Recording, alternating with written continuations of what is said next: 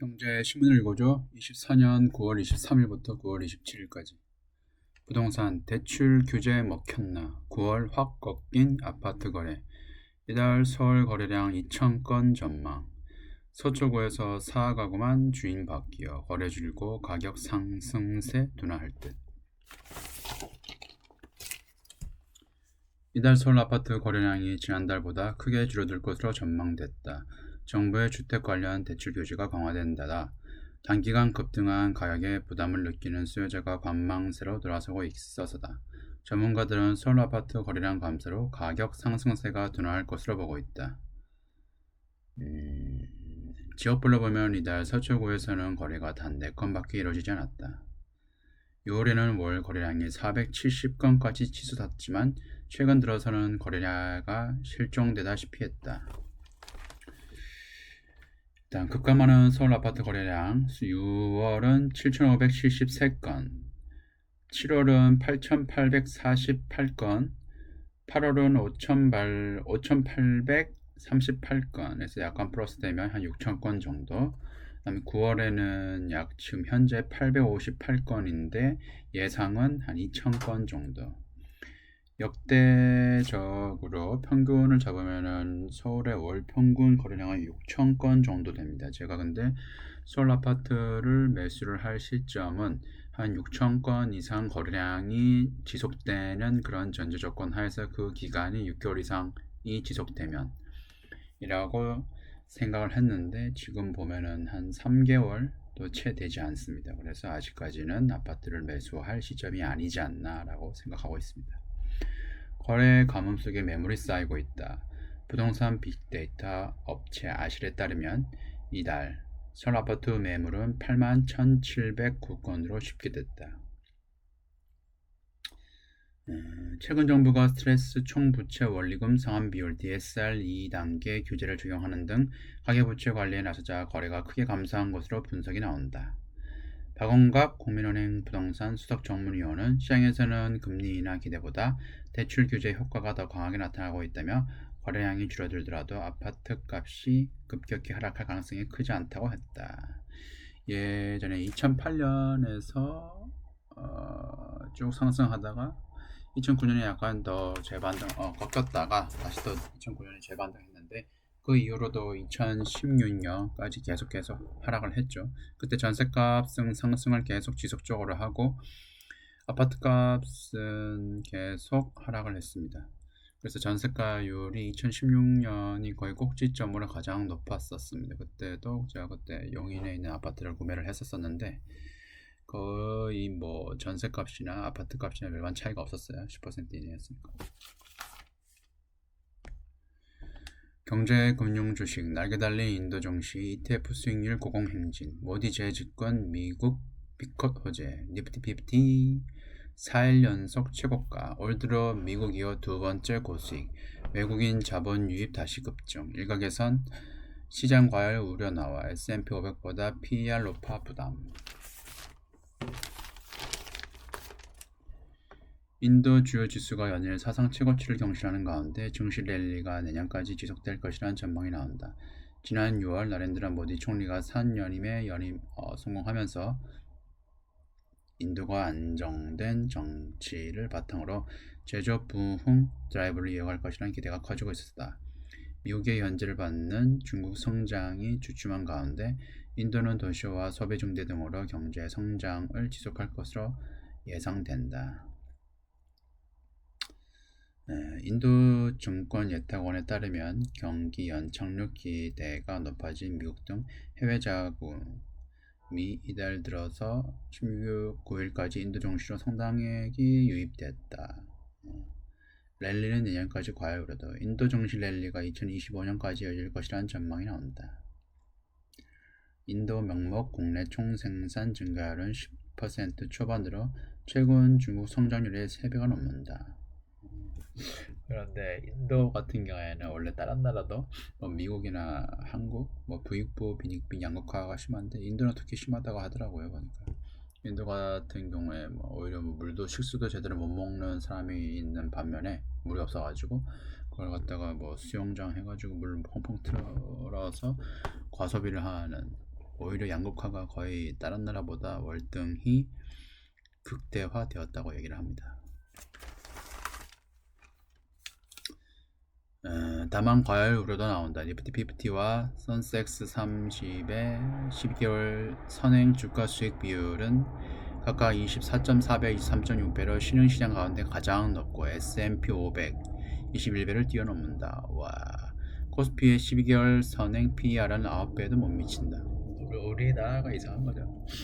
세계적으로 가장 월등한 반도체도 있고, 그 다음에 2차 전지도 있고, 바이오도 있고, 뭐 조선도 있고 한데 거버넌스가 쓰레기 같아가지고 일단은 제가 봤을 때는 상법이 개정되어야 할 것 같아요. 주주의 이익을 우선한다. 회사의 이익이 아니라.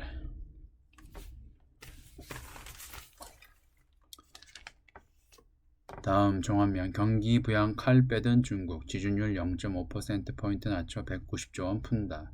중국 금융당국 수장들 합동회견 7일물 영래포 금리도 0.2%.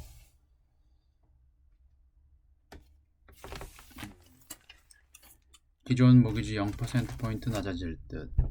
부동산 침체 치솟는 실업률에 연내 지준율 추가 인하도 언급. 구조조정 등 체질 개선도 필요. 0.2%.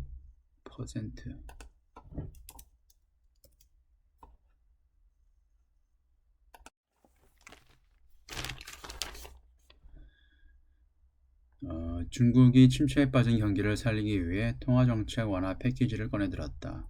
은행의 지급준비율은 0.5%포인트 전격 인하하는 것을 비롯해 정책금리, 주택담보대출금리, 기준금리인 대출우대금리 LPR까지 릴레이 인하 가능성을 밝혔다.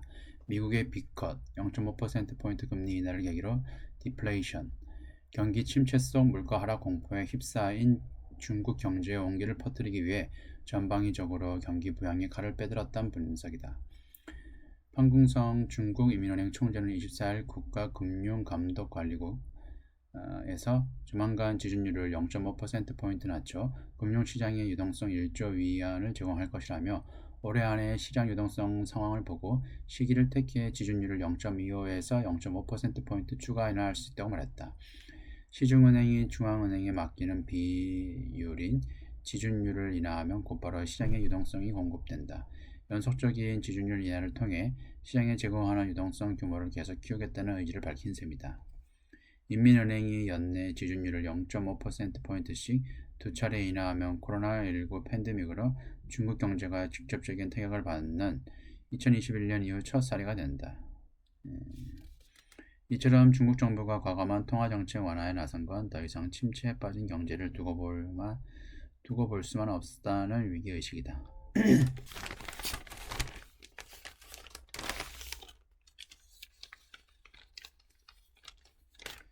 미국 투자 매체 밸런스는 부동산 시장 둔화에서 비롯된 경기 침체로 중국 경제 성장률이 5% 안팎인 목표치를 크게 밑돌아 올해는 약 4%, 내년에는 1에서 1%대로 주저앉을 것이라는 전망을 내놨다. 단순한 돈풀기만으로는 경기 부양에 한계가 있다는 지적도 나온다. 부채 조정과 산업 구조 조정 등 본질적인 체질 개선 없이는 통화정책 완화에 따른 효과를 제대로 누리기 어렵다는 이유에서다. 그래서 저 같은 경우는 상하이 테크 지수를 매수를 해가지고 살짝 수익을 봐가지고 얼마 전에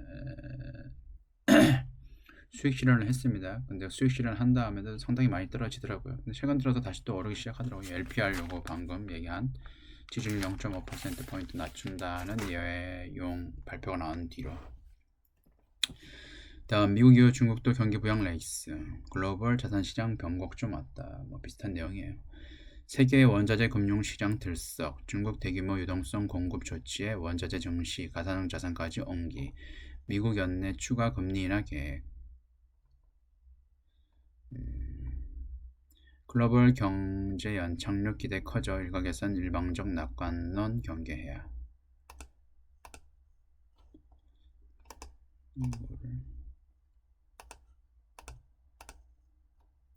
자재 증시 추가로 해야겠네. 세계 국내 총생산 GDP의 40% 이상을 차지하는 주요 2개국, 미국과 중국이 동시에 돈풀기에 나서자 글로벌 자산 시장은 뜨겁게 반응하고 있다. 2년 반 만에 기준금리 인하에 나선 미국은 내년까지 추가 금리 인하를 계획하고 있고, 내후 회환에 직면한 중국은 이례적으로 대규모 정기부양책을 이어가고 있다. 경제 연착륙을 위해 금리 인하 사이클에 들어간 미국의 숨통을 틔워준 사이 디플레이션 수출국이라는 어명을 받고 성장률을 끌어올리기 위해 중국도 광범위한 부양책을 내놓는 모습이다. 미국에 이어 중국까지 본격적인 통화정책 완화에 뛰어들면서 글로벌 자산시장이 변곡점을 맞고 있다는 분석도 나온다. 25일 중국 상하이 종합지수는 전거래일 대비 1.16% 오른 2896.3일의 거래를 마쳤다. 상하이 선정 증시 시가총액 상위 300개 종목으로 구성된 CSI 300 지수 역시 1.48% 오른 3401.53의 장을 마쳤다. 중국 인민은행의 대규모 유동성 공급 조치에 따른 영향이다. 세계 최대 제조업 국가인 중국이 오랜 침체에 벗어나 활력을 되찾을 수 있다는 기대에 전날 뉴욕 증시의 주요 지수는 일제히 상승했고 S&P 500 지수와 다우 지수는 모두 사상 최고치를 기록했다. 전문가들은 미국 중앙은행 페드의 빅컷 기준금리 5%포인트 인하로 경제 연착륙 기대가 커진 상황에서 인민은행의 깜짝 금리 부양책이 글로벌 자산시장에 또 다른 호재가 되고 있다고 분석했다. G2의 완화적 통화정책이 글로벌 위험자산 선호 심리를 저격해 주식시장뿐 아니라 암호화폐 등 시장에까지 온기를 퍼뜨리고 원자재 최대 소비국인 중국의 경기 회복 가능성이 구리 등 원자재 가격 상승으로 이어지고 있다는 의미다. 실제 중국의 부진한 건설 제조 업황으로 급락세를 보이던 철근과 비철금속 가격은 일제히 오름세를 들어섰다. 이날 상하이 선물거래소에서 철근 선물 가격은 전 거래일보다 3.43% 오른 톤당 3,134위안의 계약이 체결됐고, 구리, 은, 백금, 아연, 알루미늄 등 비철금속 가격도 모두 올랐다. 중국은 올해 경제 성장률 목표인 5% 안팎을 달성하기 위해 더 적극적인 통화정책 완화를 내놓을 수도 있다. 내가 봤을 때 힘드네요. 네, 이번 주는 여기까지고요. 지금까지 시청해주셔서 고맙습니다.